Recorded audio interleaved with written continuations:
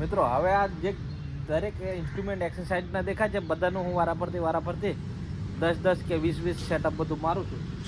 નમસ્કાર મિત્રો, હું છું વિકે બારે ફ્રોમ દેગડબારે. નવા બ્લોગમાં તમારું હાર્દિક સ્વાગત છે. આ પાછળ દેખાય છે આપણે ત્યાં જ જવાનું છે એક્સરસાઇઝ માટે, અને બ્લોગમાં તમે કન્ટિન્યુ રહેજો. બાકી બધી એક્સરસાઇઝ બધી ટોટલી મારી કસરત બતાડું છું હું તમને. આપણે મિયા વાક્યમાં આવી ગયેલા છે અને પાણીની બોટલ એટલી ના આવ્યો છું, પછી થાક લાગે છે. અહીંયાથી હું પાંચ આટા હું એમ ચાલીને મારીશ આખાના, અને પછી 2 આટા હું દોડીને મારીશ એમ છે. ચાલવાનું એટલે પાછું જોર મેં જરી ને ધીરે ધીરે એમ તો કોઈ ફરક નહીં પડે આખો દાડો ચાલુ તોય.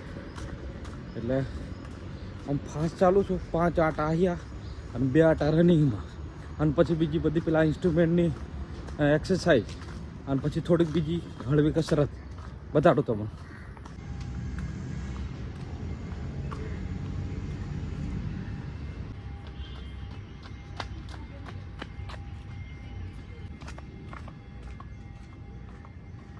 મિત્રો 5 આટા ચાલીને અને 2 આટા દોડીને લગાવ્યા, પણ ખતરનાક થાકી ગયેલા. પાણી લઈને આવ્યો છું અંગાત, પરસેવો થઈ ગયો. આ પેલા ઇન્સ્ટ્રુમેન્ટવાળી સાધનોવાળી થોડોક રેસ્ટ ખાઈને જાઓ. મિત્રો કાલે મેં એક રીલ મૂકી હતી, અને એની મેં એક આપણો ઇન્સ્ટા ફેમિલીનો મેમ્બર છે, એટલે આપણો મિત્ર જ છે, એને કોમેન્ટ કરી હતી કે ભાઈ તમે રનિંગ કરશો, ચાલશો, ગમે તે કરશો, પણ જે થવાનું એ થવાનું છે. પણ એ બી વાત સાચી છે. પણ હું એક ઉદાહરણ આલું તમને કે જે આપણે હમણાં ધારો કે ખેતરમાં મક્કી વાવી હોય તો એ મક્કીને સાચવવા માટે આપણે કેવું ભૂંડરન રોજડની ખાઈ જાય એની માટે વાડ કરીએ છીએ.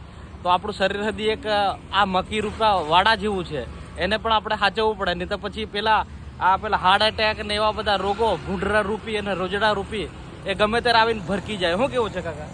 સાચી છે ને? કસરત કરવું કેટલું યોગ્ય? સવારે ચાલવું જોઈએ. આમ તો ચાલુ જોઈએ ને, એમ છે એમ. તો આ મિત્રો મને એટલો વિડીયો તમે શેર કરજો ને, જે તમારી મેન્ટાલિટી છે એ બહાર કાઢો, કેમ કે એ ભગવાનને ઉપર બધું છોડવાથી નિકામ લાગે. અમુક વસ્તુ આપણે જાતે બી કરવું પડે. શું કેવું છે? સવારે ચાલો તો સારું રહે આગળ. હા, વાતાવરણમાં શુદ્ધ વાતાવરણ, આમ જે આપણા હેલ્થ માટે બહુ લાભદાયી હોય છે. પ્રદૂષણ મુક્ત વાતાવરણ. બસ રાઈટ. મિત્રો હવે આ જે દરેક ઇન્સ્ટ્રુમેન્ટ એક્સરસાઇઝના દેખાય છે બધાનું હું વારાફરતી 10 કે 20 સેટઅપ બધું મારું છું. તે સુધીના છે 8 બધાના. અને આ પહેલા નંબર પર છે વોકર વિથ ફૂટ રેસ્ટ, જે આપણે હૃદયની વાસ્ક્યુલર સિસ્ટમ એટલે એને ઇમ્પ્રૂવ કરે, જોઈન્ટ પેન અને શું કહેવાય આપણી બોડીની સ્ટેબિલિટી બધાને મેન્ટેન કરે, એના માટેની આ એક્સરસાઇઝ છે. આને હું 101 મારીશ. આનું કામકાજ આપણને ખબર નથી, પણ આ વાંચ્યું પછી ખબર પડી. આનું શું થાય? આપણો હૃદય મજબૂત થાય. હૃદય? હા, એવું? સર્ક્યુલર સિસ્ટમ જોરદાર મજબૂત થાય. પછી આ જોઈન્ટ છે એની ફ્લેક્સિબિલિટી હોય ને.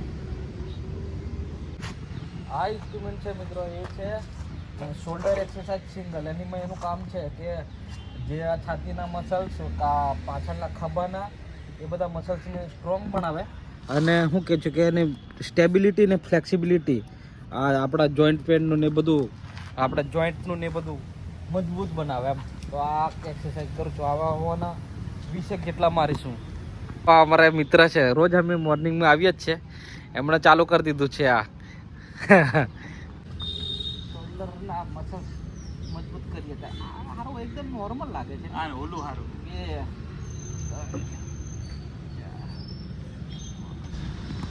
મિત્રો આ સીટેડ ટ્વિસ્ટર છે અને આ સ્ટેન્ડિંગ ટ્વિસ્ટર છે, એટલે અમે ગોળ ફરાય એમ. આ દેખો મૂવ કરે. તો આનો ફાયદો શું છે, શું લખેલું છે કે સીટેડ and standing twister is efficient designing. મતલબ એક ટૂંકમાં કહેવાનો ભાવાર્થ એમ કહે છે કે આ જે કરોડરજ્જુ છે એના મસલ્સ અને જે પેટના જે સ્નાયુઓ છે એના આમ મતલબ ફ્લેક્સિબલ અને મજબૂત કરે એમ, જેનાથી આપણે પેલા કહીએ છીએ ને હર્નિયા ને એવું બધું ના થાય. એટલે પેટના ને બેટના બધા મસલ્સ સ્ટ્રોંગ થાય એવું કેવું છે એમનું. દેખો આ રીતે એની કંઈક પ્રોસિજર છે, હું બતાડું તમને. આ સ્ટેન્ડિંગ ટ્વિસ્ટર છે ગાઈસ.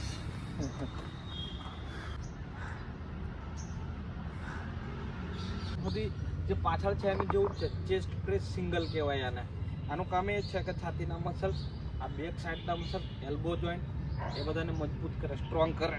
આમ 1 2 3 4 5 6 7 8 9 10. આવું મજબૂત તો થાય જ નહીં. 1 2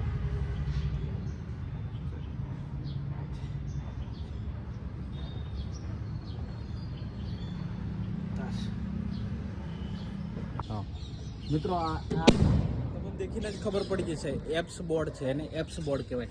પેટના જે શું કહેવાય એપ્સ હોય ને એ બનાવવા માટેનું છે. આ દેખો લખ્યું છે કે એપ્સ બોર્ડ, આ building up the muscles strength of abdomen muscles. ટૂંકમાં કહેવાનું છે કે બસ આમ પેટના મસલ્સને જ મજબૂત કરે, એની ચરબી બધી ઓછી કરે એમ છે. એનું કાર્ય કંઈક આ ટાઈપનું હોય છે, હું બતાડું તમને. 1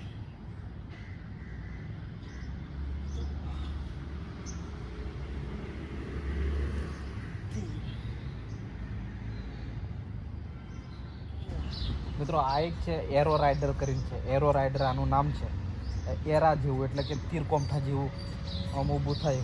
એરો રાઇડર આનું કામ શું છે કે exercise the whole body, improve balance and coordination, improve physical literally give the exercise. ટૂંકમાં કે આખા બોડીનું મતલબ કોઓર્ડિનેશન, સંતુલન જાળવવાનું અને આખા બોડીના બધા જ મસલ્સ આની કામ કરે. અને સૌથી વધારે કાર્ડિયોવાસ્ક્યુલર વાળા છે મસલ્સ. આ રીતે મિત્રો 2 3 4 5 6 7 8 9. આ છે આ વાળું છે, એનું નામ છે શું લખ્યું છે કે એરિયલ સ્ટ્રોલર. એનું કામ શું છે કે aerial stroller is an unique fitness designing helping in lower body workout. આપણા જે શરીરના નીચેના ભાગનું છે એના વર્કઆઉટ માટેનું છે. એટલે કે આ પગ ને આ થાઈના મસલ્સ ને એના માટેનું. દેખો બતાડું તો મને આ ટાઈપનું આ રીતે કંઈક લોઅર બોડી એક્સરસાઇઝ. બધાનું કામ બધાનું અલગ અલગ છે. અને આ બધું 8 ઇન્સ્ટ્રુમેન્ટ વાપરીએ આપણે તો શું કહેવાય આખી બોડી એકદમ વર્કઆઉટ થઈ જાય. શું કેવું? તો મિત્રો આ ટાઈપના બધા સાધનો હતા એક્સરસાઇઝના, કસરતના. અને અમે કસરત કરી તમને બતાડ્યું એના ફાયદા અને કઈ રીતે કરવાની શું છે હું નહીં. આવું રોજનું અમારું રૂટીન કાર્ય છે. શું કેવું? અને અમારા મિત્ર છે દેખો અહીંયા જ રહે છે આપણી બાજુમાં, એને આવે છે રોજ. હવે 2 જણા સાથે કે એક્સરસાઇઝ કરીએ છીએ. અને બીજું કે કાલે નહીં પરમદાળ સુધી તો અમે એક બીજું અહીંયા ગવર્મેન્ટ છે નહીં, પેલું કયું ગ્રાઉન્ડ છે? હા, ગુજરાત સ્પોર્ટ ગ્રાઉન્ડ. એની મેં થોડુંક રનિંગ કરવા જશું અને વિડીયો બનાવશું ને બતાડશું તમને. આ મિત્ર જતા જતા અમારા છે આને શું કહેવાય? આ પુશઅપ નહીં કે શા સીટઅપ કે પુશઅપ